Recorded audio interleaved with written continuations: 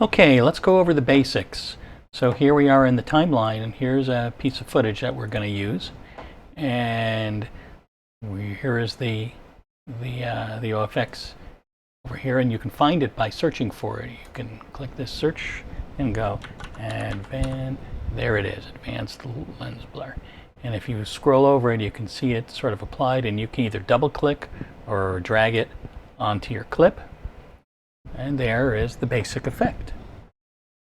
Now the main control for this effect is this blur radius. No blur, lots of blur. And you can overdrive it a bit if you use the mouse. And that is the basic effect. Let's go over, I know we talked about it in the previous one, but let's go over the individual presets that are available. So there's default. Let's let it run while we do it. Here's basic fall off, so we just get the edges have the nice bokehs on them. Here is astigmatism, where you see the edges have this nice bright line on them.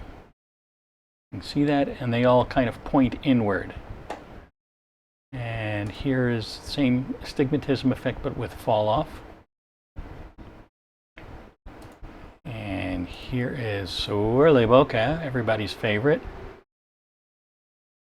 And swirly bokeh with fall off. This is a pretty extreme effect, and you can go into, these different features here and change them so they can be more or less, and you can adjust them to your taste. But we'll go over all of that in upcoming videos. So here is cat's eye. See, there's sort of these little football-shaped bokehs.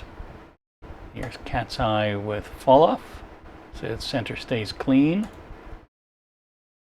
And here is branches occlusion. This is not the best scene to do it in, but you can see in each of these little bokehs, there's a little image of branches moving back and forth. And where were we? Branches, grass. So now there's little images of a blade of grass moving back and forth. Now this one is called rack or tilt shift, and it says adjust the center. So here is the center. We'll go over this a little bit more, but we can kind of control where the focus is.